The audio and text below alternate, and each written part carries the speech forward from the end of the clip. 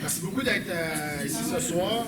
Je m'appelle Patrick Côté. Je vais animer un petit peu la soirée. Évidemment, une question scientifique ou un petit peu plus intelligente, ben, c'est lui qui va répondre à ça. Je m'appelle Patrick Côté. Je vais animer cette soirée-là parce que je connais Louis depuis quelques années. Moi, je suis un ancien athlète professionnel. J'ai été combattant d'arts martiaux mixtes pendant 15 ans de temps. Ceux qui me connaissent, il y en a du collège Georges Saint-Pierre ici? Ouais, ben moi, je suis là. Il y a eu deux Québécois qui ont une grande carrière dans l'UFC, dans le Ultimate Fighting Championship, qui est la plus grande organisation au monde de combat, donc Georges et moi. Et évidemment, on a pas eu le même parcours, mais on a pas subi, mais on a été dans ce milieu-là, on a vécu l'évolution de ce sport-là aussi. Et évidemment, c'est un sport qui est extrêmement dur physiquement, émotionnellement aussi, mais physiquement, il y a des répercussions qui viennent avec ça. Moi, quand j'ai pris ma retraite, après 15 ans en 2017, j'ai pris ma retraite parce que je me faisais frapper plus qu'à d'habitude. Pas parce que j'étais moins bon, c'est juste parce qu'on vieillit maintenant, puis les jeunes arrivent, ils sont plus rapides. Puis j'ai décidé de prendre ma retraite avant de me faire mal comme il faut. Puis j'ai pris cette décision-là parce que je me suis inspiré de ceux qui n'avaient pas pensé à ça. Malheureusement, il y en a qui font le combat de trop, qu'on appelle souvent dans les sports de combat, et ça laisse une marque, oui, sur ton héritage de ce que tu as bâti dans ta carrière, mais aussi ça laisse une marque dans ta tête. Ça laisse une marque aussi sur des conséquences qui peuvent être néfastes pour le reste de ta vie, non pas le reste de ta carrière. Donc moi, en 2017, j'ai pris ma retraite. Après 11 chirurgies, mon corps est magané, mais je me suis dit, au moins si ma tête est correcte, ben, je vais être capable de bien vivre avec ça.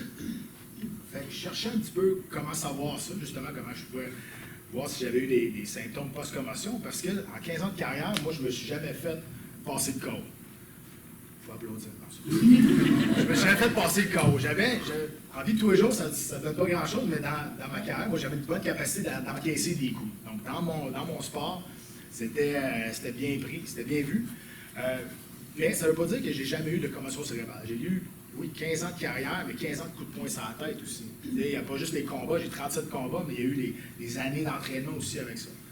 Donc, je me suis dit, OK, je vais aller vérifier si j'ai des symptômes post-commotion, parce que ça peut se déclencher n'importe quand. Donc, finalement, je rencontre Louis, et là, il commence à me parler de ça. Je connais un petit peu les sports de combat aussi, on jase, puis finalement, on passe des tests. Des tests quand même assez poussés. Je suis sorti de là, j'étais brûlé. Pour vrai, c'était vraiment poussé. Et finalement, j'étais allé le voir parce que je trouvais que ma mémoire à court terme faisait défaut. Des fois, je voulais faire quelque chose, là, j'avais un texte, je faisais un texte, puis j'oubliais ce que je voulais faire. Je disais, OK, 5 minutes plus tard, ça revenait. Donc, c'est vraiment pour ça que j'étais allé le voir. Puis finalement, il m'a confirmé que c'était juste un manque d'intérêt sur ce que je voulais faire en ce moment. Mais moi, ce qui m'a frappé, ce qui m'a marqué, c'est, je m'en souviendrai toujours, Louis, tu m'as dit, je suis vraiment fier que tu sois venu me voir pour voir si tu as des symptômes de post-commotion. Là, je dis, pourquoi, tu sais? Il dit, sais-tu combien d'athlètes qui ont fait des sports de contact, pas des sports de combat, des sports de contact, tous les sports de contact, soccer, football, hockey, combat, peu importe, qui viennent me voir, qui viennent voir si on a des symptômes post-commotion. Moi, dans ma tête, c'est logique. Moi, dans ma tête, c'est, je sais pas, 70-75%. Il me regarde et dit, non, c'est moins de 10%. Parce que les athlètes aiment mieux vivre dans le déni que de savoir vraiment ce qu'il y a. Moi, quand j'ai fait ces tests-là, j'avais 37 ans, je me suis dit, si j'ai quelque chose à faire pour améliorer ma condition, je vais le faire. Puis moi, ça m'avait marqué bien gros. Puis je me suis rendu compte aussi que ça va avec l'éducation. L'éducation qu'on n'a pas, les athlètes, parce qu'on vit tout le temps le moment présent. On ne pense jamais que ça va finir. On ne pense jamais que la retraite, la carrière va finir. Donc le moment présent, peu importe, on reçoit un coup, on veut retourner, c'est dans nous autres, on est des compétiteurs. Puis, ça m'avait vraiment marqué, ça, pour vrai. Puis, faut éduquer, pas juste les athlètes, il faut éduquer les entraîneurs aussi, il faut éduquer les organisations, les ligues. Il faut vraiment que tout le monde comprenne que, et là, c'est de mieux en mieux, mais encore une fois, c'est très vu comme un signe peut-être de faiblesse. Moi, je sais, à l'intérieur, quand tu dis que tu as une commotion cérébrale, on ne prend pas ça au sérieux. On dit tout le temps que tu exagères tes symptômes. Puis, évidemment, si tu te fais dire ça, ben toi aussi, tu vas dire, OK, c'est peut-être vrai. Puis tu vas vouloir revenir plus vite pour aider ton équipe ou juste parce que par orgueil mal placé, puis c'est là que c'est dangereux. Donc, je pense que c'est vraiment là, le nerf de la guerre, c'est l'éducation sur les dommages des commotions cérébrales, mais surtout l'éducation de comment prendre soin de cette commotion-là après et la prévention aussi. D'où l'importance de cette semaine-là, de la recherche cette semaine, d'où l'importance de ces recherches-là que Louis est en train de faire également, qui va faire, à mon avis, avancer le sport sur les connaissances et améliorer la qualité de vie des combattants ou la qualité de vie des athlètes qui vont prolonger leur carrière juste en ayant plus d'informations. Donc, oui, je te passe la porte, comme on dit. Bien, merci. Puis, en voulant dire que c'est super important ce que tu fais. Tu sais, moi, je suis ici pour ça, pour représenter les athlètes qui, peut-être, ont un manque de connaissances, justement, sur cette nouvelle technologie. Bien, merci beaucoup, Patrick. C'est vraiment gentil. La raison pour laquelle on se rencontre aujourd'hui dans un café scientifique, c'est justement pour éduquer quiconque le veut. Ok, je touche le bas. Vous m'entendez bien? Oui. Pour éduquer quiconque le veut sur les effets des commotions cérébrales. Puis je vous avoue avoir un peu de difficulté à contenir mon enthousiasme aujourd'hui de vous présenter les avènements technologiques qui s'en viennent, qui vont essayer d'aider vraiment dans la prise en charge des commotions cérébrales. Je suis certain que dans un sport comme le tien, il va y avoir une place pour ça éventuellement. Il n'y a aucun doute. Sans plus tarder, je vais me lancer. Donc, merci Patrick d'être là. C'est vraiment, vraiment gentil. Très bien. Café scientifique également, on va laisser de la place beaucoup aux questions. Je vais poser des questions aussi à Patrick, qui ne s'en sortira pas si facilement, sur la façon dont il va gérer les technologies quand ça va arriver dans son sport. Bien, ça sera à la fin de ma présentation. Un petit plan de présentation très, très rapidement. Je vais faire une mise à niveau des connaissances pour savoir c'est quoi une commotion cérébrale, comment est-ce qu'on le définit, les mécanismes de blessure également, les répercussions à court et à long terme qu'on a répertoriées à travers les dernières années. Pour rapidement rentrer un peu plus dans les facteurs de risque qui nous amènent à subir des commotions cérébrales ou à développer une vulnérabilité aux commotions cérébrales. Également, je vais vous parler également des accès qui sont assez limités à l'heure actuelle aux technologies qui puissent nous aider dans la gestion des commotions cérébrales et des solutions, évidemment, des innovations. Si je pouvais, je sauterais juste là-dedans. Mais on va passer à travers, je vous le promets. Vraiment les solutions et les innovations qui sont mises de l'avant actuellement dans le monde de la commotion cérébrale. Donc, la définition de la commotion cérébrale la plus courante, je vous dirais, au consensus d'Amsterdam sur les commotions du sport, c'est la commotion cérébrale est liée au sport est une lésion cérébrale traumatique causée par un choc direct à la tête, au cou ou au corps, qui entraîne une transmission d'une force, d'une impulsion. Donc, en d'autres termes, c'est que je n'ai pas besoin de manger un coup directement sur la tête, je peux avoir un coup au corps, tant que ma tête se déplace, qui implique un mouvement, que ce soit rotationnel ou en ligne droite, et que j'ai une espèce d'impact confusionnel, ben, j'ai subi une commotion cérébrale. Les effets des commotions cérébrales, un autre mythe important, c'est que ça ne doit pas nécessairement se déclarer dans la seconde après la commotion cérébrale. Chez à peu près 30% des cas, les symptômes de commotion cérébrale vont survenir le lendemain. Ils vont apparaître le lendemain. Donc, ça peut prendre la forme de nausées, ça peut prendre la forme également de maux de tête importants, de sensibilité à la lumière, au bruit. Donc, grand mythe, si on ne voit pas de symptômes immédiats, ça ne veut pas dire qu'il n'y a pas de commotion cérébrale, mais je vous dirais qu'à l'intérieur de 48 heures, s'il n'y a rien, vous êtes correct. Okay? Également, les symptômes doivent disparaître assez vite lorsqu'on parle de commotion cérébrale du sport. Autrement, on va parler plus d'un traumatisme crânien modéré ou sévère si on tombe dans le coma. Donc, pour vous montrer qu'est-ce que ça peut avoir de l'air d'une commotion cérébrale, pour vendre le punch, c'est quand même un de mes étudiants en doctorat, je l'ai pris pareil, même si j'ai vu cette vidéo-là. Il me donne la permission de le diffuser. Oui. La vérité, il n'y a même pas eu de commotion cérébrale. Mais c'est quand même un impact assez violent. Une deuxième fois, puisqu'il n'y a pas eu de commotion. Donc, ce qui se passe, ce que je voulais montrer ici, c'est que malgré la force des coups, il y a une très, très grande hétérogénéité quant à la résistance ou à la résilience face à une commotion cérébrale. Il y a des gens, en d'autres termes, qui vont se faire taper très, très fort, qui n'auront pas de commotion cérébrale, d'autres qui vont chuter dans un tapis en faisant du patin de vitesse, puis ils n'auront pas de commotion, ils vont avoir une commotion cérébrale. Donc, c'est très, très variable d'un individu à l'autre. Ça, on sait ça depuis quand même longtemps. Si je voulais vous parler également pour la mise à niveau des connaissances, des mécanismes de blessure au cerveau, je vous parlerai des blessures primaires. Essentiellement, ça, c'est la biomécanique. Le cerveau se promène comme ça dans la boîte crânienne. Vous allez le voir ici. Donc, vous voyez, il y a un impact qui va se situer, par exemple, ici. Il va y avoir un site de lésion qu'on voit en avant. Le cerveau va se promener à une vitesse différente dans la boîte crânienne que dans l'air, hein, parce qu'il faut savoir que dans la boîte crânienne, il y a du liquide. Donc, le liquide est plus dense que l'air. Donc, le cerveau ne voyage pas à la même vitesse que la boîte crânienne. Donc, ça va aller se heurter contre la boîte crânienne, créer du dommage en avant et en arrière. Donc, dans la zone contre-coup qu'on va voir ici. Donc, le mécanisme primaire est très, très intimement lié à la force de l'impact, évidemment. Dans un accident de voiture à 120 km/h, on va avoir plus d'impact qu'un coup à 40 km/h. Également, l'autre forme de dommage très, très courant, c'est le dommage axonal diffus. L'idée, c'est que quand le cerveau se promène dans la boîte crânienne, ça ne va pas toujours à la ligne droite, ça serait un beau monde. Ici, je vois Michel, qui est physiologue à l'hôpital. Quand ça va à la ligne droite, pas mal moins de dommages que quand il se fait frapper de côté comme ça, le cerveau se promène, ça crée plein de déchirures au niveau des axones. Connaissez-vous les axones en majorité? Donc, c'est les fibres de communication entre les neurones. Ça va s'étirer, ça va se couper et ça va créer un dommage de transmission. Donc, les autoroutes de transmission de l'information entre les neurones sont brisées. La façon que ça se manifeste au CT scan, on va voir des petits trous comme ça, des hyper-intensités comme celle-ci. Ça, c'est des signes où il y a un dommage à la jonction entre le corps du neurone, donc l'espèce de où se fait le traitement de l'information, et la voie de transmission. À l'IRM, c'est un peu plus beau. Là, il y a des enjeux avec la transmission. On voit vraiment des gros spots ici, ou de dommages de la matière blanche à la suite d'un coup puissant à la tête. Donc, ça, c'est le mécanisme primaire de blessure.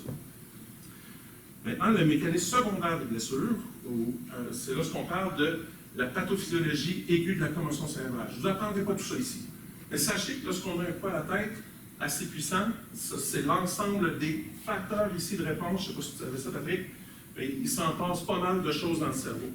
Ça commence dès la première seconde. Il y a des changements au niveau des ions. Je vais vous montrer ça ici. Les principaux changements, c'est au niveau, on va regarder celle-ci, c'est la classique, la plus facile à comprendre.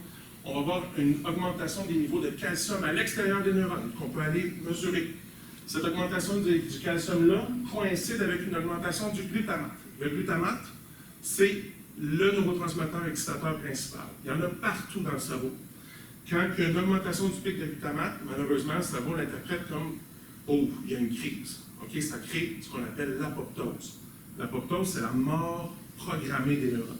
Donc, les neurones, dans un cas d'épilepsie, dans un cas de commotion cérébrale, lorsqu'ils détectent qu'il y a une hausse du glutamate, ils vont se mettre à mourir, okay? Pour essayer d'arrêter la crise. Okay? Tout ça survient en plus dans un contexte où il y a moins d'oxygène que vous observez ici, donc en une réduction, dans le fond, du débit sanguin.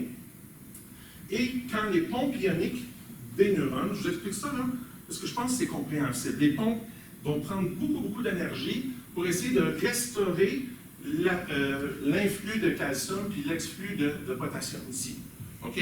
Donc, près de 40% de l'énergie du neurone va être dédiée à seulement faire fonctionner les pompes. Pensez-vous que ça nous rend intelligents, ça? Le neurone faisait une job pour faire la mémoire, l'attention. Donc, une fois que l'énergie est déployée pour activer ces pompes-là, malheureusement, il n'en reste plus pour réfléchir. Donc, on va voir les symptômes apparaître chez nos commotionnés. C'est ça qui se passe. OK? Donc, cette crise-là n'est pas particulièrement longue dans une commotion du sport comme Patrick ou moi avons subi. Ça va durer de l'ordre de 15-20 minutes. Puis là, il va y avoir comme vous voyez ici, ça va retourner plus vers la normale. Donc, typiquement, les gens reprennent leur sens à l'intérieur de quelques minutes, voire quelques heures à la suite de l'accident.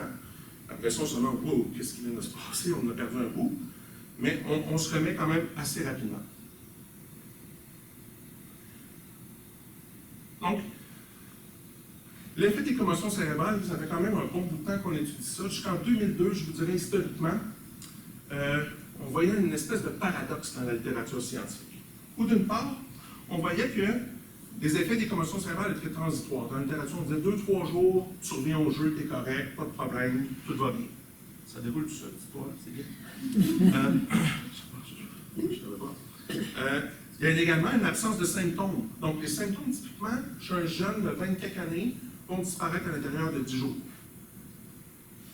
Les tests neuropsy, tests que je faisais traditionnellement avec les athlètes, redeviennent typiquement normaux de 10 à l'intérieur de 10 à 14 jours. Je ne sais pas ce qui se passe, c'est quand même capoté. C'est quand même fou, ça bouge ça. Par contre, de l'autre côté, les effets des commotions cérébrales, on se rend compte qu'ils sont cumulatifs. C'est-à-dire que lorsque tu as subi 2 ou 3 commotions cérébrales, ça augmente ton risque d'en subir d'autres. On le voit, c'est même une relation qui est exponentielle. Donc, on voit 2, 3 commotions cérébrales. Après 3, tu as 9 fois plus de chances d'en subir une quatrième. À la quatrième, tu as 27 fois plus de chances d'en avoir une cinquième. OK? Vraiment? Ouais. Elle est habitée, l'affaire, là. J'ai jamais vu ça. On va y aller de même, OK? C'est vraiment dérangeant. OK. Également, lorsque tu as subi plusieurs commotions cérébrales, tu viens avoir des symptômes qui vont durer plus longtemps et qui vont être plus sévères. Donc, les maux de tête que tu as eu la première fois risquent d'être plus forts la deuxième fois. Donc, tu vas avoir plus de maux de tête, plus de sensibilité à la lumière. Comme quoi, il y a quelque chose, malgré le fait que les symptômes disparaissent vite, il semble qu'il y a quelque chose qui se passerait dans le cerveau chez les jeunes. Chose qui a été vraiment, une étude qui a été vraiment très importante en 2005. Une étude qui a démontré que chez les joueurs de football américains, OK, de la NFL, lorsqu'ils avaient subi plus de 3 commotions cérébrales, on voyait une augmentation de l'ordre de 5 fois du risque de développer un trouble cognitif léger. Le trouble cognitif léger, c'est une phase prodromale, c'est à peu près 30 à 40 d'entre eux vont développer une maladie d'Alzheimer. OK? Donc, cette indication-là a été assez claire dans la littérature, c'est un déclencheur d'un paquet d'études. L'idée derrière tout ça, parce que je me suis mis à travailler là-dessus, j'ai proposé, pour c'est mon doctorat, de faire une investigation à double cohorte. Donc, j'ai pris en même temps une cohorte de jeunes, une cohorte de personnes plus âgées qui avaient subi des commotions cérébrales dans les années 60-70. On était en 2005, 2004 quand j'ai commencé ça précisément. Je me suis dit, si j'utilise les mêmes tests, est-ce qu'on va trouver des parallèles entre les jeunes athlètes qui viennent de subir un coup et ceux qui ont subi des coups il y a 30 ans, 40 ans? Je vais vous montrer qu'est-ce que ça a eu l'air. Ça a amené un grand papier qui fait que je suis devant vous aujourd'hui, où j'avais un bottin que m'a fourni l'Université de Montréal. C'est une histoire assez amusante. Je pense que vous l'avez déjà entendu, vous, monsieur Jourdain. Où j'avais un gros bottin, plein de noms, des années 60 jusqu'en 2004. Là, on s'est dit, on va passer à travers le bottin. Donc, un après l'autre, on a appelé tous les numéros de téléphone, des centaines et des centaines de personnes, pour en tracer un paquet d'anciens athlètes qui, pour participer à notre étude, donc des anciens athlètes, excusez-moi, des carabins de l'Université de Montréal, donc ils ont tous joué football ou hockey universitaire. Pour prendre part à l'étude, ils devaient être autour de la soixantaine, de prendre aucun médicament, être en excellente santé et de faire de l'activité physique 3 fois par semaine. Pourquoi j'ai fait ça, vous pensez? Parce que je voulais être sûr que les effets que je mesurais ne seraient pas liés à l'effet de l'âge ou l'effet de l'alcool sur le long terme, l'effet d'une mauvaise forme physique, du cholestérol, les maladies chroniques qui peuvent s'installer en vieillissant. Également, les gens qui allaient à l'université, à cette époque-là, assez tard pour jouer universitaire, il y avait un niveau socio-économique très, très élevé. Donc, c'est souvent des dentistes, des médecins, des avocats, des notaires qui ont pris part à cette étude-là, qui allaient donc quand même bien dans leur vie. Ce qu'on a observé dans cette première grande étude au plan, on a pris ici ce qu'on appelle un EEG, donc une électroencéphalographie. On enregistre l'activité électrique du cerveau.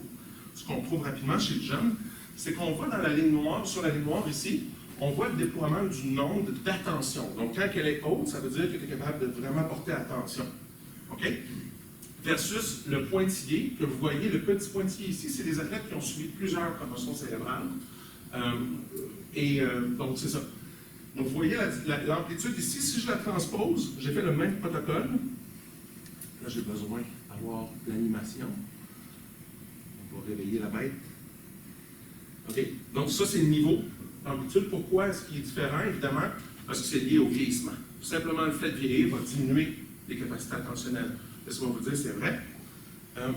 Ce qui se passe, donc, ce que je veux vous remarquer ici, c'est que l'effet de la commotion cérébrale que vous observez en haut, ici, entre la ligne pleine noire et les pointillés, on retrouve la même plus tard.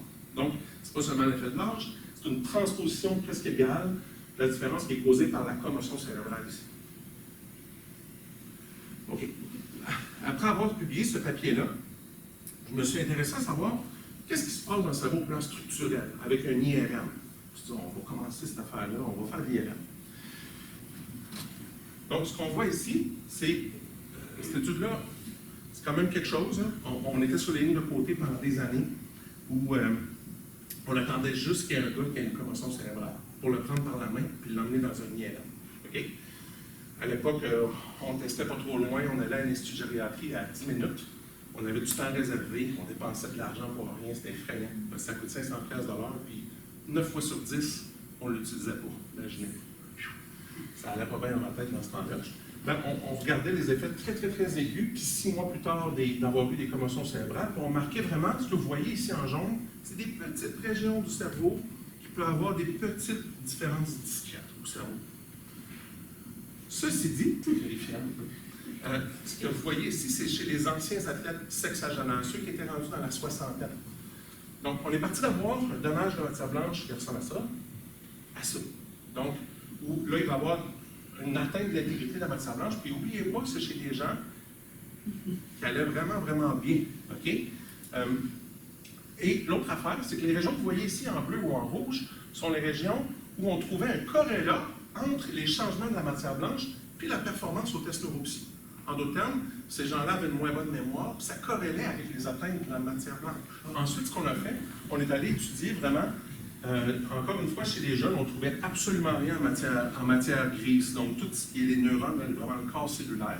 On est allé voir dans la soixantaine, même personnes qui vont super bien, quel était l'impact sur la volumétrie de la matière grise. Ce qu'on voyait, c'est qu'on constatait un élargissement des ventricules latéraux. Qu'est-ce qu'il y a autour des ventricules latéraux? Il y a l'hippocampe, il y a l'amygdale, il y a plein de structures comme celle-ci qui sont extrêmement importantes pour la mémoire, la mémorisation.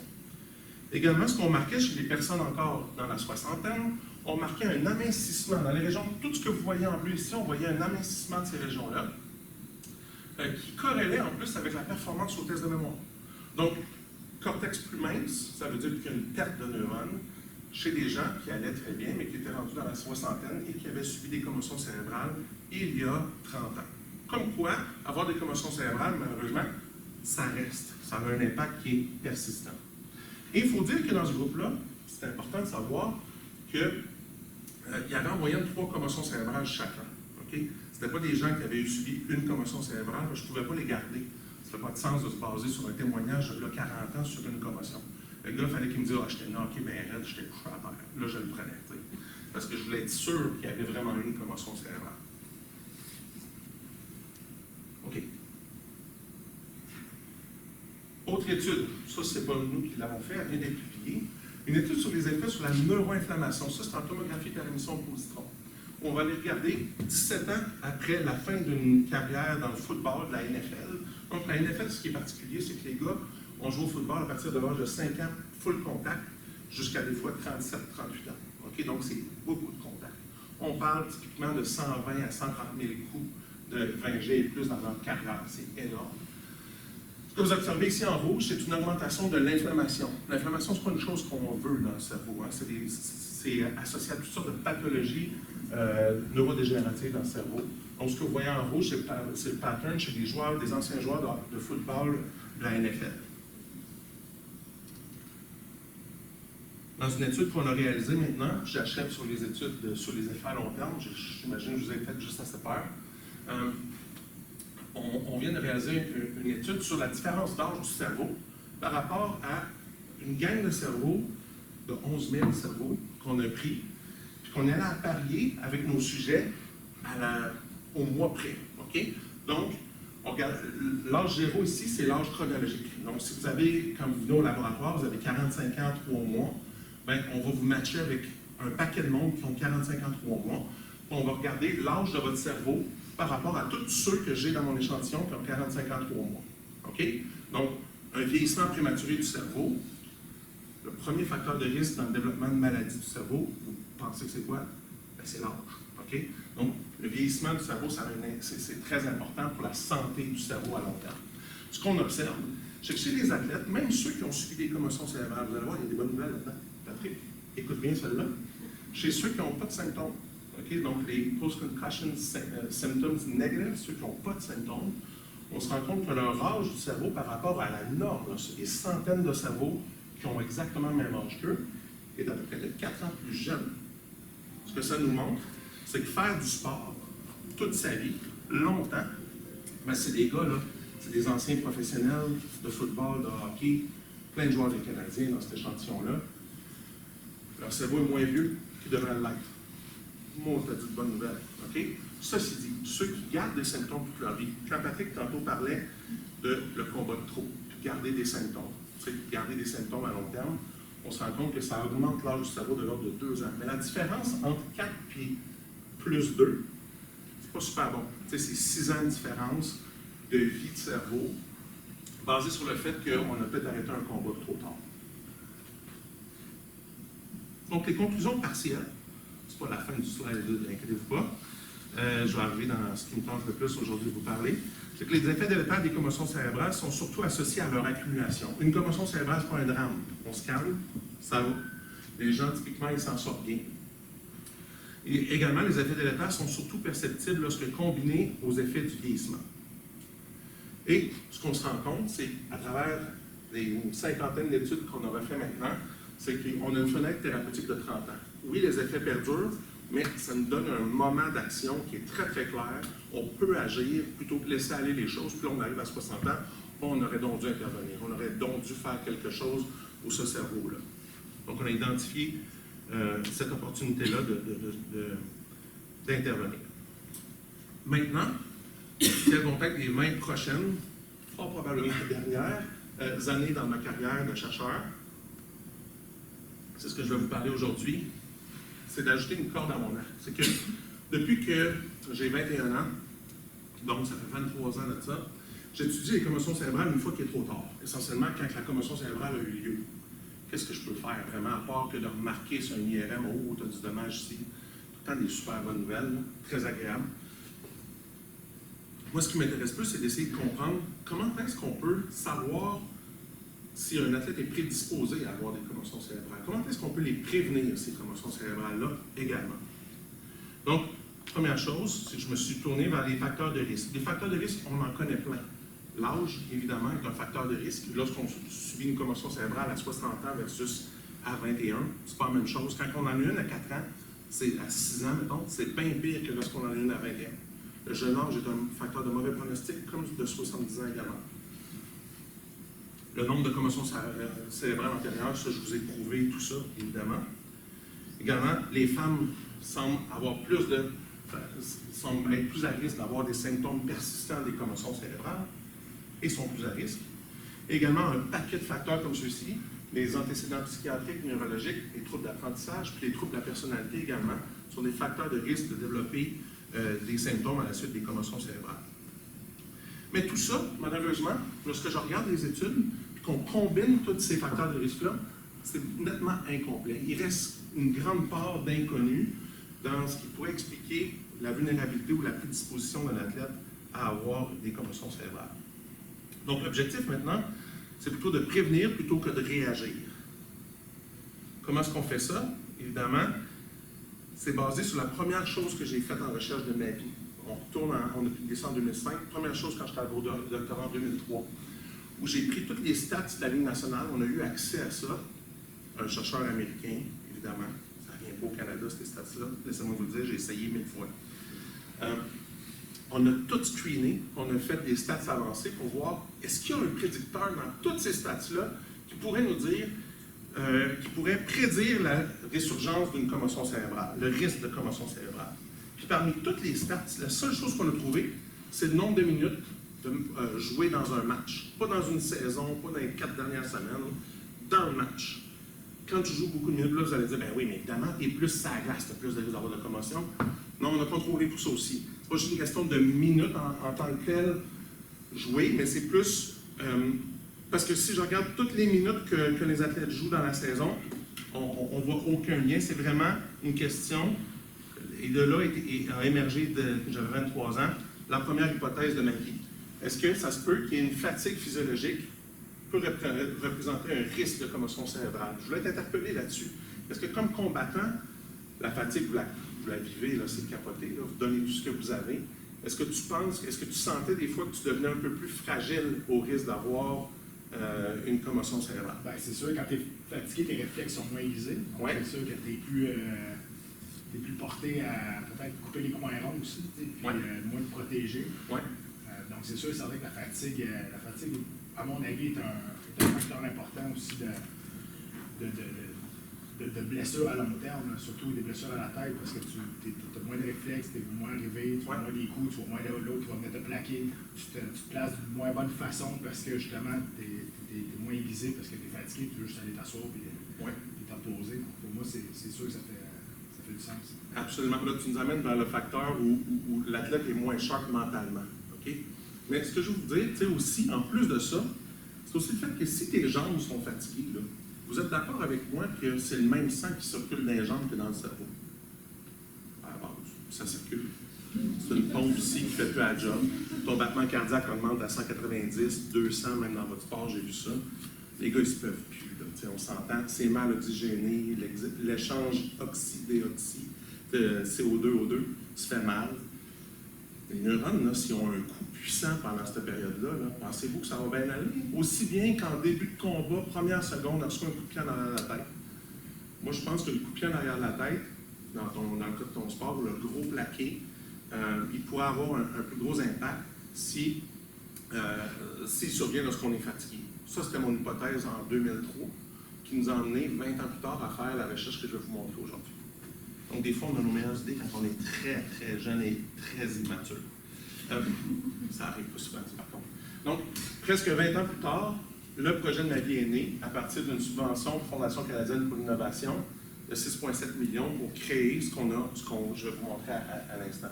Tu sais, peut-être un brin, parce que tu m'as inspiré tantôt, un brin d'inspiration, c'est que c'était la 3e fois que je la proposais, cette demande de subvention-là. Faire une demande FCI comme ça prend 1 an de travail. OK, ça faisait 3 fois. Il fallait que je veuille le faire, le projet de DQ. OK? Donc, ce que c'est le projet, je ne vous l'expliquerai pas tout de suite, mais je veux juste que vous remarquiez, ça c'est les grandes lignes. Il y a une zone hospitalière ici qui implique la prise en charge long terme des athlètes, mais il y a également où on va aller monitoriser la fatigue physiologique sur le terrain quand ils jouent, les athlètes, et également sur les lignes de côté. Je vais vous garder la surprise de celle-là. Pourtant. Donc, les mesures terrain. Comment est-ce qu'on peut aller mesurer, quantifier cette fatigue? Donc, on a toutes sortes d'équipements. Vous pourrez aller voir ici tantôt. On a un mouth guard, donc un protecteur buccal qui est instrumenté, qui a un chip à l'intérieur, qui nous permet d'aller voir les forces des coups qui sont appliquées. Donc, également, les directions des coups. Donc, si je reçois un coup en ligne droite, pas mal moins pire que si je reçois de côté à 30 degrés d'angle. Puis ça me permet également de monitoriser la force du coup. Est-ce que j'ai reçu un coup de 30 G ou de 180 G? OK? Pas la même chose, pas en tout. Il y a également la veste que vous voyez ici, qui est instrumentée avec une des bébelles là. OK? Puis elle, on va la mettre dans le dos, entre les deux omoplates. Ça me permet d'aller mesurer l'athlète en temps réel à 100 Hz, même un peu plus que 100 Hz. C'est une chicane que j'ai avec la compagnie constante. Parce que je veux avoir le plus haut hertage possible. On peut aller mesurer des données GPS, le rythme cardiaque, les changements du rythme cardiaque, l'accélération, la vitesse de course. Autre partenariat avec une compagnie également, où on va placer ici, ou ailleurs, peu importe, un lecteur dans le liquide interstitiel qui nous permet d'aller mesurer la température de la peau, le rythme cardiaque, mais également les indicateurs de potassium. Vous vous rappelez le potassium de tantôt? Je vous en ai parlé, ça fait partie de la cascade métabolique. C'est le marqueur principal de la commotion cérébrale. Si le calcium, si le potassium sort du neurone, il y a une méchante crise qui s'en vient. Okay? C'est l'apoptose qui se crée par ça. Donc, on peut mesurer en temps réel les niveaux de potassium. Chez l'athlète, c'est une partenariat avec une compagnie américaine, ça s'en vient. Les hématocrites également. Donc, tout ça, monitorisé, ça fait quelques années qu'on fait ça. D'ailleurs, il y a quelques membres de l'équipe ici là, qui sont là, c'est grâce à vous, tout ça est possible. Les analyses de données de terrain, ce qu'on fait essentiellement, c'est qu'on va recueillir à tous les matchs, toute la saison, sur plusieurs saisons consécutives, les séquences sportives. Donc, avec les équipements que je vous ai montrés, pour pouvoir comprendre, dans la seconde qui précède un coup puissant à la tête. Tu sais, disons, on joue, vous et moi, là, vous me donnez un coup de 60 G, mais quand je suis monitorisé à 100 Hz, là, j'ai les quelques secondes qui précèdent le coup. Quel était mon état physiologique? Vous comprenez? 100 points par seconde. OK? Dans les secondes qui précèdent, puis non seulement ça, dans les secondes où je suis tout mêlé sur le terrain, puis dans les secondes qui suivent après. Puis quand je n'ai pas de commotion cérébrale, en plus, je peux voir quel a été l'impact de ce coup-là sur ce que je vais être capable de faire par après dans ma performance sportive. Je vais vous montrer ici œuvre de, je ne prends pas le crédit parce que ça ne serait pas fair, de l'équipe de recherche Abdul, qui est un champion des maths, de la physique puis des neurosciences, où à partir des données GPS, on est capable d'extraire la position des joueurs, puis on est capable de savoir exactement ce qu'ils font. Cassez-vous pas la tête, je vais vous l'expliquer, c'est pas compliqué. Donc quand on voit un hub comme ça ici, okay, un gros noyau de même, okay, par rapport au terrain qu'on voit ici, qu'on a établi, on est capable de savoir, puisque tous les joueurs qui ont leur raw, okay, sur eux, sont là à un certain point. Qu'est-ce que vous pensez que c'est ça? Ben, c'est le banc. Okay, les gars vont là, sont sur le banc pendant ce temps-là. C'est une donnée importante. Après ça, on peut voir le linebacker. Mais c'est quoi le pattern sur le terrain d'un linebacker versus d'un joueur de ligne versus d'un receveur de balle? OK? Puis avec ces données GPS, on est capable de tracer un terrain sans même être là. On n'a même pas besoin d'être là, en fait, juste par la façon dont ils vont se déplacer et les limites du terrain ici. OK? Donc, à partir de ça, qu'est-ce que vous pensez qu'on est en train de faire?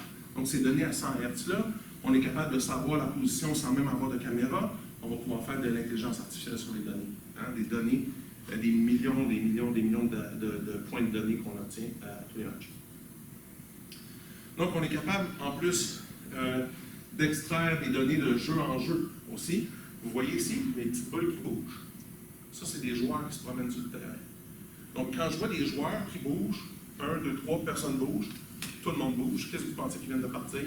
Le jeu vient de commencer. Hein, au football, on fait un jeu qui dure à peu près 8-9 secondes. Là, tu vois le gars là, qui se déplace, comme tu vois, mettons ici. Il se déplace de même. Hop, il revient comme ça.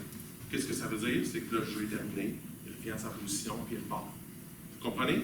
Donc, encore une fois, ces déplacements-là, on peut voir le temps s'il y a une passe de 20 verges. On va voir que le déplacement, les gars, tout le monde monte de 20 verges en même temps. Donc, on n'a plus besoin vraiment d'avoir une caméra qui rend le travail très, très difficile, ardu. Juste basé sur le mouvement des joueurs, ça, c'est des vraies données, c'est du vrai stuff. Ce que je vous montre ici. Juste basé sur des données de GPS. Bien des skills en maths. L'autre affaire que je vous montre ici, qui est très utile, c'est de prédire les impacts à la tête de grande amplitude selon le déplacement des joueurs. Notre cher Abdul a démontré ici, où il a pris tous les coups, on avait ici 6500 jeux qu'on a analysés. Il y avait 400 jeux là-dedans qui ont donné des coups de forte intensité, donc de gros, beaucoup de force gravitationnelle. Ce qu'il a trouvé, c'est que les coups très, très importants sont typiquement des coups qui s'en vont en direction à l'arrière, puis en se promenant latéralement. OK? Donc, si mon tracé est comme celui-ci, vous voyez ici, le risque d'avoir un coup puissant est de 0,36. Donc, 36% de chance. Si je me promène selon une ligne de côté comme ceci, j'ai la chance de me faire vraiment ramasser. Versus une course comme celle-ci, un peu plus par en avant, plus en ligne droite ou plus par en arrière, bien, les athlètes ne se font pas ramasser. Donc, dans le choix des jeux, au football, c'est important, parce qu'on choisit les jeux à chacune des séquences. On peut dire, on va essayer de limiter ce genre de jeu-là où les joueurs courent en déplacement comme ceci. Pourquoi vous pensez qu'un déplacement comme ceci est dangereux? Parce que tu as un blind spot constant. En me promenant comme ceci, il y a quelqu'un comme ça qui peut arriver et qui peut me ramasser. OK? Donc, dans la sélection des jeux, dans la façon dont on prépare les joueurs, ça donne de l'information extrêmement utile sur ce qu'on ne devrait pas faire pour réduire les risques de commotion cérébrale. OK? Donc, on vient à savoir les courses qui ont une forte probabilité d'impact dangereux. Également, c'est un modèle qu'on a développé qui s'est tiré de la physique, encore une fois, où on va voir les impacts, l'effet des impacts à la tête sur la dynamique de la fréquence cardiaque. En d'autres termes, lisez pas, je vais vous l'expliquer. OK? Il faut être plus simple. Donc, si vous avez un impact fort à la tête, qu'est-ce que je vous ai dit tantôt? On pense qu'un impact fort à la tête pourrait diminuer vos capacités physiques par la suite. OK? Donc, pourquoi? Par l'activation du système nerveux autonome sympathique. Est-ce qu'il y en a plusieurs ici qui connaissent ça? Oui. Donc, le système nerveux autonome sympathique, c'est l'espèce de système de flight or fight. OK? Je me suis fait frapper. Oh, il y a une grosse activation physique. Le cœur, il pompe en malade. Puis, il pompe pour rien. Regardez les données maintenant ici que vous avez compris. J'espère. Donc, le joueur court. Ça, c'est sa course, c'est sa vitesse de course, jusqu'à 20 km/h. Après ça, il ralentit. Évidemment, en même temps, le rythme cardiaque augmente avec un petit délai, évidemment, à la suite de la course. Puis, il y a un rétablissement normal à l'intérieur de 20 secondes. On retourne à 140 battements secondes. Minutes. 140 battements secondes, ça est. OK? Regardez ici l'impact d'avoir un coup à 40 G, qui est un coup puissant. Le gars court, 20, il attrape encore cette vitesse de 20 km/h. Ça fait frapper. Mais là, son heart rate, regardez ce qu'il fait. Il reste élevé. Il ne redescend pas. Là, cette période-là ici, vous voyez, son heart rate à 180. 20 secondes plus tard, il est monté, il est encore à 190. Pensez-vous que c'est normal pour un athlète de conserver un heart rate aussi élevé à la suite d'un coup? Alors qu'il ne bouge plus, là, je vous le montre ici. Ça, c'est en parallèle. Vous voyez, là, il n'a plus de vitesse, il marche loin. Vous pouvez vous imaginer, mais son cœur, lui, n'a pas arrêté de battre.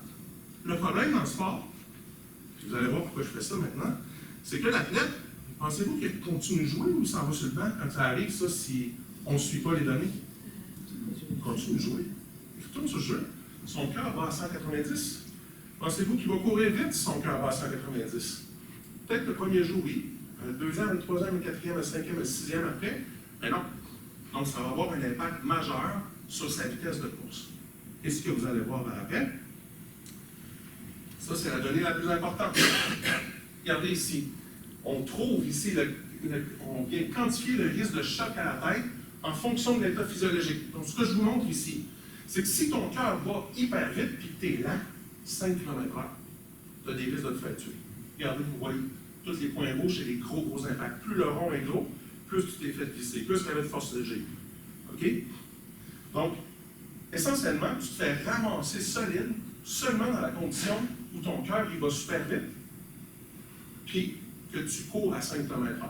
Donc, très lent. Ça revient un peu à ce que tu disais tantôt.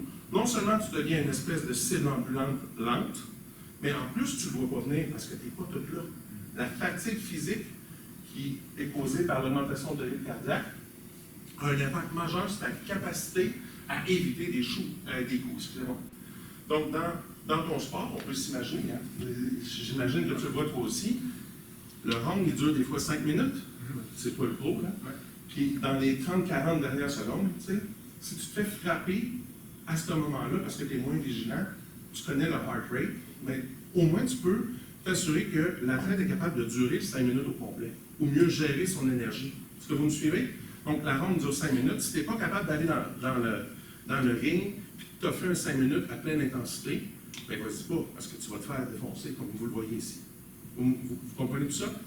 Donc, dans l'entraînement, ça peut être très utile d'emmener les athlètes à un niveau supérieur pour les protéger d'eux-mêmes aussi. C'est ça le meilleur. C'est ça. Protéger les athlètes d'eux autres. Oui, c'est ça. Puis tu sais, les athlètes aussi vont devenir, je ne sais pas si vous connaissez un peu la boxe aussi, les athlètes deviennent très primés. Il y a des gens qui dérogent du game plan. J'entends tout le temps ça. Donc, l'arbitre, il dit, le coach, il dit, on doit gérer notre énergie. Il y a 10 rondes. Mais tu sais, si tu pars en fou, tu n'as pas écouté ce qui était le game plan, tu vas manquer de gaz. Mais moi, je veux prédire que basé sur ce qu'on voit là, celui qui va manquer de gaz, c'est lui qui va se ramasser sur le tapis. Donc, la boxe, est-ce que c'est tant une game de coups de poing ou c'est une game mentale où on doit gérer son énergie? Est-ce que c'est une expérience que tu as déjà fait ou que d'autres ont déjà vu? Oui, absolument. C'est de gérer les. Parce qu'on veut toujours finir le combat le plus vite possible. Ouais. Souvent, je veux dire, même si tu prépares quelque chose, ton plan de match à 95% ne marchera pas. Donc, c'est 5% tu vas être capable de tourner autour. Puis, c'est beaucoup d'adaptation aussi. Ouais. L'adaptation en entraînement, c'est là que ça sert aussi. Tu vois toutes les situations possibles, tu vas être capable de t'adapter super rapidement. Parce que dans un sport qui va être trop vite, comme les combats, comme le hockey, ou comme. Tu n'as pas le temps de penser. Si tu penses, c'est trop tard. C'est fini. Soit tu vas te faire geler dans la bande, ou tu vas recevoir un coup et tu vas tomber. Donc, cette répétition-là, toujours d'action que tu vas faire en entraînement, tu vas être capable de le faire malgré la fatigue, sans penser. Là, ça va te donner peut-être un petit edge de plus sur les autres, peut-être qui sont moins en forme que toi. Mais il reste que la condition physique, tout le monde est rendu bon à un certain niveau. Là. Ça joue sur des détails, la condition physique, ça en fait partie. Parfait. Merci beaucoup. Donc, c'est un peu ça que je voulais vous montrer ici, puis je vais juste vous montrer rapidement l'effet d'avoir eu un coût à 0 ici. On a reçu un gros coup puissant ici. Regardez les effets. Ça, c'est le cost, ou le coût associé à avoir eu un coût, COP. OK? Il dure extrêmement longtemps. Donc, on peut voir 1,4 minutes plus tard, on voit encore que la capacité, l'accélération de l'athlète dans sa course est diminuée même beaucoup plus tard. Donc, comme quoi, le coût à la tête va diminuer énormément la performance. Puis un athlète plus lent, qui fait face, pensez au football, tu fais toujours face au même joueur. Si tu deviens 10, 15, ici, c'est quoi? C'est à peu près 25-30% plus lent qu'avant. Qu'est-ce qui va se passer avec vous? Bien, vous allez payer. Et celui en avant, lui, il n'est pas affecté, fait qu'il va vous ramasser. Donc, le risque de blessure vient d'augmenter de façon exponentielle. Donc, vous voyez comment la technologie, juste d'avoir ces sensors-là, peut nous guider. Parce que nous, on le sait, le heart rate du joueur, par exemple, le joueur de foot, le joueur de hockey, le boxeur, il augmente et il ne redescend plus. Est-ce qu'on le renvoie juste de là ou on lui fait passer un petit 5 minutes sur le banc pour qu'il se remette? On lui fait passer un petit 5 minutes, puis peut-être qu'il va être prêt après à embarquer. On augmente la sécurité du sport. Tout le monde gagne. Pas juste les nerds comme moi, mais également les athlètes. Et lui, pour revenir à ce que tu disais tantôt, que le cardiaque reste très haut, c'est pour ça que tu as raison, quand on voit des athlètes qui sont commotionnés soit par un plaquage commun, ils tombent à terre puis ils hyperventilent. Oui. Ah oui, absolument. Tu sais, l'activation du système nerveux autonome sympathique, c'est ce qui nous a sauvé la vie pendant des milliers d'années. Hein. Fait qu'on se faisait courir après par, pas nous, là, je n'étais pas là pour le Milan, mais l'être humain se faisait courir après par un tigre, puis il n'y avait rien d'autre que pour se défendre que la course. Bien, il courait plus vite que jamais dans sa vie. C'est un système adaptatif pour te défendre pour la survie. Ceci dit, on sait également qu'il mène à une fatigue extrême, l'activation du système parasympathique. Donc, après, en plus, puis ça, on ne l'a pas encore étudié, fait que je ne veux pas rentrer là-dedans, mais à mon avis, c'est que si tu arrives en deuxième moitié de match, tu sais, tu as eu le half-time, tu as eu un 15 minutes off, après ça, tu dois tomber mou comme une guenille. Je me rappelle mon passé de joueur de hockey, quand je me faisais geler en première période, on faisait la glace, on allait dans la chambre, puis que je revenais sur la glace après, je n'étais plus moi-même. OK? Je n'étais pas le même joueur, j'essayais de survivre. Fait que j'en dompais des bocs. OK? Donc, je touchais en l'air, j'en lançais au bout. Je me rappelle encore du feeling. Là, j'ai plus ma tête, puis j'ai pas mes jambes pour me baquer. Donc, c'était l'activation du système parasympathique, qui est obligatoire, autrement, tu ne peux juste pas tolérer si longtemps l'activation d'un système de survie. Boxeur, c'est la même chose. S'il se fait knocker à la deuxième ronde, s'il se rend à 10e, c'est vraiment un exploit incroyable. Ça défie la physiologie humaine. Par contre, même si on met tout ça en place, là, je vous ai parlé de la dimension données-terrain. S'il y a un accident qui survient quand même, parce que ça va continuer d'arriver, c'est quoi l'avenir? C'est quoi le futur? Vous le voyez devant vous. C'est d'avoir un laboratoire sur les lignes de côté du sport. C'est ce qu'on vous voyez ici. Ça, c'est la bébelle qu'on s'est achetée. Grosse bébelle. Grosse bébelle. Donc, un troc avec une remorque de 53 pieds qui contient un IRM de haute résolution qui nous permet de prendre des images pendant que l'athlète est tout mêlé. C'est ce problème dans mes études qui ont toujours eu lieu. C'est que la distance du stade fait que l'athlète a le temps de revenir, pas pire, pas mal tout le temps. Moi, ce qui m'intéresse, c'est de savoir, est-ce que le pattern de déconnexion, quand les neurones, normalement, ils se parlent d'une certaine façon, d'une fréquence d'onde entre les neurones, qui est signe que ça va venir. OK? Mais si je le prends quand il est confus, est-ce qu'il y a une destruction de ce pattern-là? OK? Est-ce que c'est affecté? Puis, le niveau de déconnexion, est-ce qu'il pourrait bien prédire, est-ce que ce patient-là va aller mal dans 1 mois, dans 2 mois, dans 6 mois? OK? Ça, ces réponses-là, on ne les a pas parce qu'on n'a jamais eu accès aux images du cerveau, tandis que l'athlète est vraiment confus. OK? Donc, IRM, on va également avoir toute une suite de biochimie où on va faire des prises de sang. On va pouvoir avoir du sang qu'on va centrifuger, qu'on va emmener au laboratoire à l'hôpital. On va avoir une espèce de lecteur comme celui-ci, produit par Siemens, qui nous permet d'aller voir les gaz sanguins, donc avoir les niveaux d'O2, de CO2, de troponine, des données de potassium, de calcium, toutes sortes de marqueurs qui sont extrêmement importants sur l'état physiologique du patient en temps réel, avec une simple ponction du bout du doigt. Donc, une goutte de sang qui tombe sur un cartridge. Donc, il y a 9 trous. Puis, si on met 9 gouttes de sang dans le fond, on est capable d'analyser en temps réel le résultat. Donc, si on a le résultat, par exemple, on va dire un exemple, là. On est au Grand Prix de Montréal, il y a quelqu'un qui fait une crise cardiaque, on a un résultat de troponine dans la période de 2 secondes, il embarque dans l'hélicoptère, il part à l'hôpital. OK? Donc ça, c'est des données super importantes qu'on ne pouvait pas avoir au Grand Prix parce que, évidemment, c'est ça quelqu'un qui s'occupe du Grand Prix de Montréal. Donc, ce genre d'installation-là a été rendu possible par la FCI. On pense que ça va vraiment changer la donne dans la pronostication de nos patients. Est-ce qu'il va aller bien, lui, dans un mois ou non? Actuellement, c'est des données qu'on n'a pas à notre disposition. Pour faire ce genre de choses-là, évidemment, avoir la vanne proche de l'événement, ça prend un terrain, il faut être à proximité du terrain de football, il faut vraiment, à l'intérieur de 2 minutes, on doit être dans l'IRM. Le temps qu'on fasse le setup, pendant 10 minutes, on est en train de scanner. Ça prend une alimentation électrique qui est adjacente, parce qu'un IRM, ça prend du 800 verres, donc c'est toute une affaire. Ça prend des grands espaces, puis un chemin asphalté, un peu comme ce qu'on a trouvé ici à l'Université de Montréal. Si vous connaissez, terrain de football, de rugby, juste à côté du pavillon Marie-Victorin. Et vous voyez ici la grande allée asphaltée. Ici, vous devez me croire, j'ai pris une mauvaise photo. Il y a toute une alimentation électrique pour les lumières que vous voyez ici. Donc, tout est fait pour avoir un accès parfait. La machine va être à l'intérieur de 30 secondes de l'athlète blessé ou à peu près. Puis, le terrain des caravanes jusqu'au bord de la rue. Donc, à 1 minute de voyagement privé. Pourquoi je vous montre ça? Il faut comprendre que, imaginez-vous dans une carte de boxe. Si on prend l'exemple, si on a accès, on n'aura pas un terrain de main, mais ce que ça ferait d'avoir une vanne comme ça qui attend juste à côté du stade, de la règle de boxe, et la tête est blessée.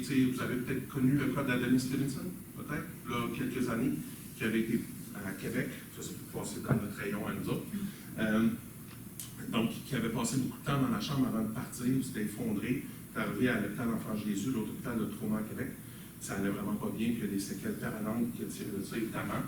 Mais si on avait pu avoir une réponse plus rapide avec un laboratoire qui peut prendre des marqueurs rapides, probablement qu'on aurait réagi beaucoup plus vite si systématiquement l'athlète est obligé de passer un examen comme celui-ci lorsqu'il y a un knockout. Évidemment, un knockout, c'est une commotion cérébrale.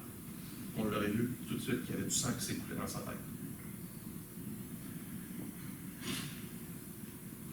C'est pas juste une question de statistiques et de chiffres, c'est une question de sauver des vies aussi. Parce que tu parlais de l'exemple d'Adonis Stevenson, mais il y a un autre exemple, la boxeuse Marie-Pierre Roule, qui a malheureusement tué une autre boxeuse, mais c'est pas de sa faute, là, je veux dire, c'est ça, mais justement à cause qu'on a trop pris de temps, elle était passée dans le cadre, puis finalement elle est allée à l'hôpital, puis finalement elle ne s'est jamais réveillée. Ces affaires-là, justement, ce centre-là portatif-là, c'est pas juste une question de flasher, une question d'avoir des données pour comprendre plus tard, c'est sur le moment même, c'est pour sauver des vies aussi. Carrément clinique. On est là pour s'assurer. Il y avait également cette combattante-là, cette boxeuse-là, c'était une Mexicaine dont le clearance médical était assez louche, merci. Là. Si on avait accès à ça pour le sport au Québec, on aurait pu voir assez rapidement, avec des marqueurs même de sang, que ça allait pas trop bien dans son cerveau. Elle n'était pas en condition, mais pas du tout. Elle venait d'avoir un combat où elle s'était fait knocker out. Donc, à quelque part, c'est des choses qu'on doit implémenter dans le sport pour le rendre plus sécuritaire, évidemment. Ce que vous voyez ici, c'est la plus niaiseuse affaire que j'ai jamais faite de ma vie. Niaiseuse au plan des dépenses. Où on a fait des scans des joueurs de football à toutes les semaines, du pré-saison jusqu'à la fin de la saison. Donc, des athlètes qui ont fait 12 scans dans la saison, de 12 IRM, pour aller voir les changements. Ce que je vous montre ici, c'est dans un seul faisceau de matière blanche.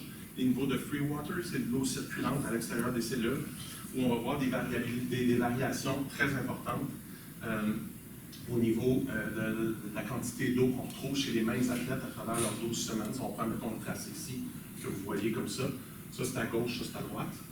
Pourquoi je vous montre ça? C'est que là, ce qu'on s'apprête ce qu'on est en train de faire actuellement, c'est qu'on veut lier ces données-là avec les coups qu'ils ont sur la tête. Donc, est-ce que le pic qu'on voit ici, qui est vraiment pas une bonne nouvelle en passant, ou le pic qui est ici, c'est encore moins bon, est-ce qu'il serait lié au fait qu'il y a eu un coup à 150 G ou à 130 G ou 8 coups de 40 G et plus? Alors que cette semaine-là, c'était plus relax. Vous me suivez?